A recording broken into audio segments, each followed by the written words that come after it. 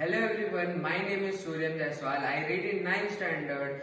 Our school name is Saraswati Shishu Vidya Mandir Kumar Toli Parnala Hazaribagh, Jharkhand. My ATL in charge name is Sri Anil Kumar. My school principal name is Sri Dinesh Kumar Mishra. My topic is digital economy of ATL marathon.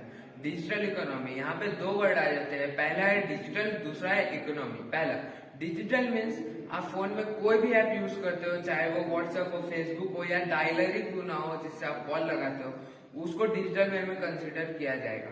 दूसरा है economy. Economy means simply वे में बोलूं तो अर्थव्यवस्था, पैसा या business. तो अब ये दोनों साथ में आ जाए तो क्या होता है? Digital economy refers to an economy that is based on digital technologies. Digital economy ऐसा इकोनॉमी है जो कि डिजिटल टेक्नोलॉजी पे पूरा बेस्ड होता है. The term digital economy was coined in Don Tapscott in 1995. Don Tapscott एक बेस्ट सेलर थे. उन्होंने द डिजिटल इकोनॉमी करके एक बुक लिखा था जिसका नाम था promise and peril in the age of network intelligence. One of the first book to show change the way of we did business. उन्होंने पूरी तरीके से चेंज कर दिया जैसे हम बिजनेस करते थे.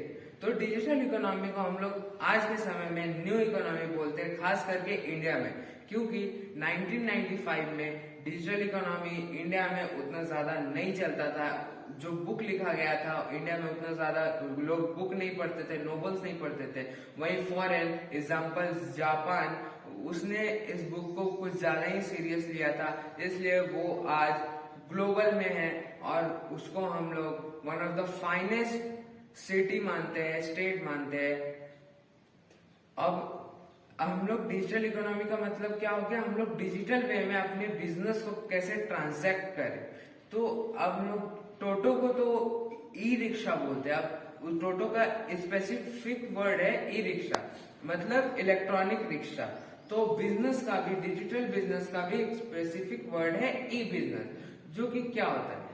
वो पूरी तरह निर्धारित होता है डिजिटल में और वो काम करता है ट्रांजैक्ट बिजनेस में. आप अभी नए नए आए हो, अपना ऑर्गेनाइजेशन बना लिए हो और आपको उसको ट्रांजैक्ट करना है बहुत सारे सिटी में कि लोग आपको जाने. तो उसका एक एग्जांपल है सोशल मीडिया, इंस्टाग्राम. आप क्या करोगे? आप पेज डालोगे, आप अपना पेज बनाओगे, उसमें कंटेंट डालोगे और आपने मेहनत कर दिया. अब कंटेंट में रीच कैसे आएगा? आपने सारा चीज अपना बना के डाल दिया पर कंटेंट में रीच अभी तक आया नहीं है, लोग आपको जानते नहीं कि आप कौन हो, आपका कंपनी क्या है. तो उस टर्म में आप क्या करोगे? आप करोगे collaboration. People and organization should interact, communicate, collaborate and search for information. जो पीपल यहाँ पे आ जाते हैं जिसका फैन बेस बहुत ही ज्यादा अच्छा हो या बहुत ही ज्यादा उसका फैन बेस उसको मतलब आपको उसका फैन बेस फायदा करे. तो जिसका फैन बेस अच्छा हो वो कौन होगा? वो एक एक्टर हो सकता है, मॉडल हो सकता है, यूट्यूबर हो सकता है. अभी आप क्या करोगे? और यहाँ पे ऑर्गेनाइजेशन मीन्स यहाँ पे आपका कंपनी का बात हो रहा है. आप अगर दोनों मिलोगे तो आप इंटरैक्ट करोगे. आप एक रील पोस्ट कर सकते हो, एक जनरल वे में आप रील पोस्ट कर सकते हो जिसमें वो सेलेब जो है, सेलिब्रिटी जो है, वो आपकी कंपनी के प्रोडक्ट यूज कर रहे हो और उसके बारे में बताए. तो आप उस रील को अपने पेज पे शेयर करोगे और वो सेलिब्रिटी अपने पेज पे रीशेयर करेंगे. तो उससे क्या होगा? आपका फैन बेस का इंटरचेंज होगा, उसको हम लोग बोलते हैं कोलैबोरेशन. अब आ जाता है doing business in global platform. तो digital infrastructure provides a global platform. अभी मैंने आपको एग्जांपल दिया ऑनलाइन का, सोशल मीडिया का. आप इसको ऑफलाइन भी कर सकते हो.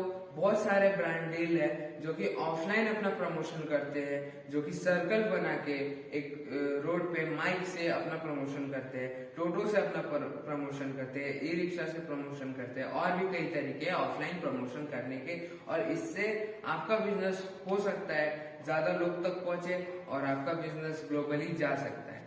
अब आता है, अब एक टर्म आता है, a huge number of digitization product that is project can be replaced by digital.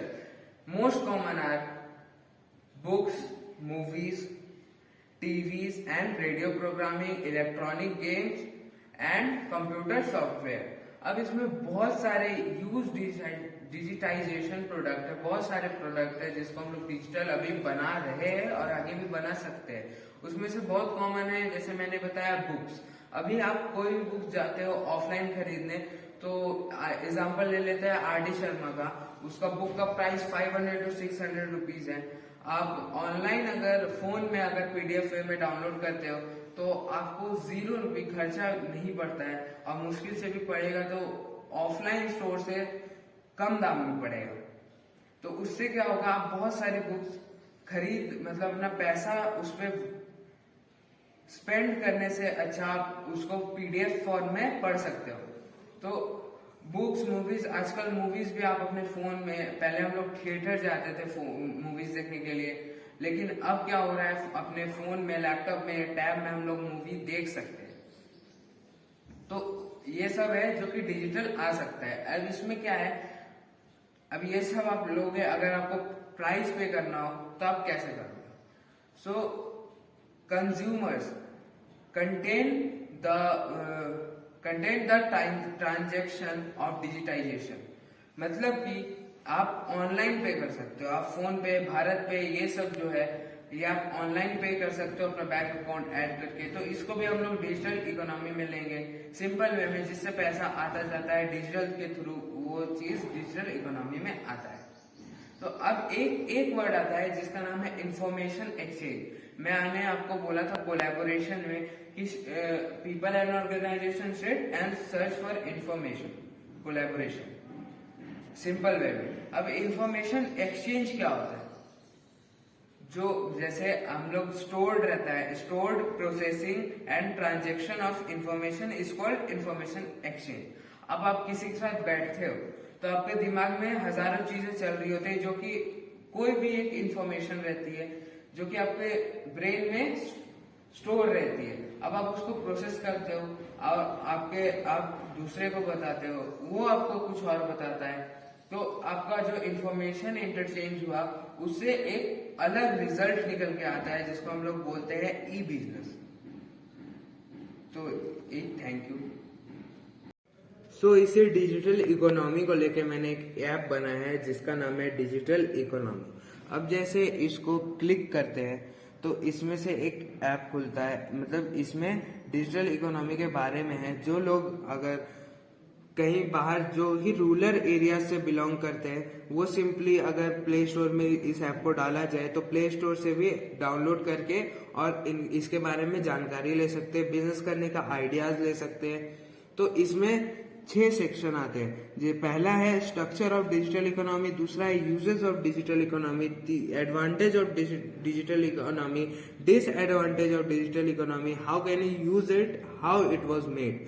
मतलब कि इसके आपको पूरा जानकारी मिलेगा, कैसे उसको यूज करना है, स्ट्रक्चर मिलेगा, advance form of digital economy के बारे में जानने मिलेगा, क्या अच्छा है डिजिटल इकोनॉमी में और क्या बुरा हो सकता है डिजिटल इकोनॉमी में, वो सभी के बारे में आपको जानकारी मिलेगा।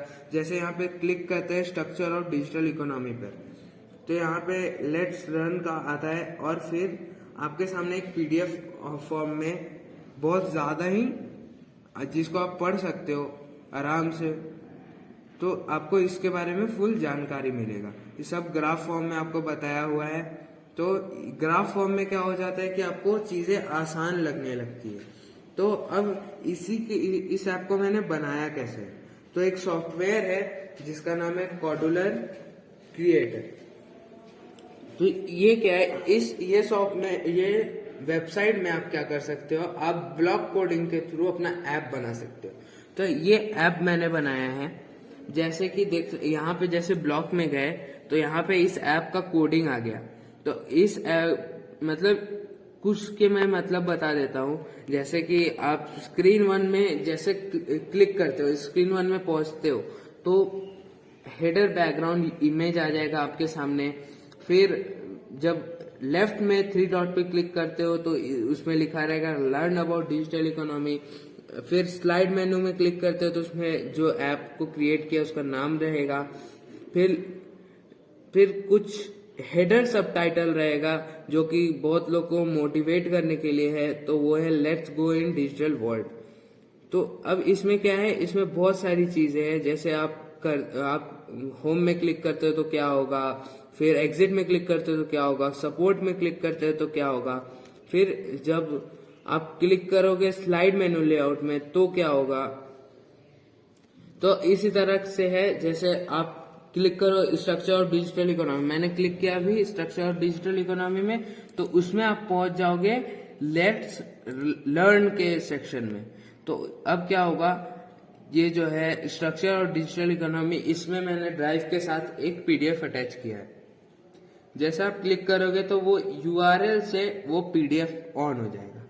तो इस तरीके से है, और भी बहुत सारी चीजें हैं इसमें, जैसे आप अनदर स्क्रीन अगर बैक करोगे तो स्क्रीन 1 खोल देगा। तो इस तरीके से इसका कोडिंग हुआ है, इस तरीके से यहाँ पे कोडिंग हुआ है। और अगर इसको अगर अच्छे वे में लेना है तो अगर आप बहुत सारे, इसमें क्या हो जाता है कि फ्रॉड भी आ जाते हैं, बहुत सारे आपको फ्रॉड मिलेंगे। तो अगर आप इन चीजों से थोड़ा सा दूर रहते हो या इन चीजों से सतर्क रहते हो तो आप डिजिटल इकोनॉमी में अपना बेस बना सकते हो। Major IT characteristics of digital economy. So इसमें हम लोग जानेंगे कि इसमें क्या क्या हो रहा है और क्या क्या नीड है, इसमें क्या क्या होना चाहिए। तो ग्लोबलाइजेशन, पहला है ग्लोबलाइजेशन जो कि धीरे धीरे हो रहा है। अब इसमें दूसरा आता है स्पीड, जो कि चाहिए, इंडिया को चाहिए। अभी स्लो स्पीड पे चल रहा है इंडिया, अगर यही स्पीड को थोड़ा और बढ़ाएगा तो इंडिया टॉप पे भी आ सकता है। तो अब आता है इसके साथ न्यू अपॉर्चुनिटीज भी आ चुकी है मार्केट में। अब आप घर बैठे वर्क फ्रॉम होम कर सकते हो, ग्राफिक डिजाइनिंग कर सकते हो, टैली कर सकते हो, एडोब इलस्ट्रेटर में लोगो डिजाइन कर सकते हो, और भी बहुत सारे जॉब है। इंटरनेट ओवरलोड, इंटरनेट में बहुत ज्यादा लोड है, आप कुछ भी कहीं से भी फ्री में सीख सकते हो। एक एग्जांपल ले लेता हूँ इसका, यूट्यूब शॉर्ट में आप यूट्यूब से बहुत सारी चीजें सीख सकते हो फ्री में। वहां पे बहुत सारे अच्छे एजुकेटर भी बैठे हुए हैं और यूट्यूब में आप जो चाहिए वो सीख सकते हो और उसको अपने लाइफ में अप्लाई भी कर सकते हो। अब क्या है, इसमें न्यू अपॉर्चुनिटीज आ चुकी है। अब न्यू अपॉर्चुनिटी के साथ न्यू क्राइम्स एंड फ्रॉड भी हो रहे हैं, बहुत अलग अलग तरीके से। अभी जैसे कोरोना वायरस का था, कोरोना वायरस का जब पीरियड चल रहा था तो बहुत सारे थे जो कि साइबर क्राइम कर रहे थे। मतलब कि डिजिटली आपका बैंक का कि क्रेडिट अपग्रेड करना है, आपका क्रेडिट कार्ड ये करना है वो करना है करके आपसे पैसे ले लेते थे और फिर बाद में आपको रिग्रेट होता था। अगर आप ये सारी सावधानियों से ठीक से रहते हो, अगर आप ये सारी सावधानियां बरतते हो तो आप डिजिटल इकोनॉमी में बहुत अच्छे मुकाम में पहुंच सकते हो। Thank you.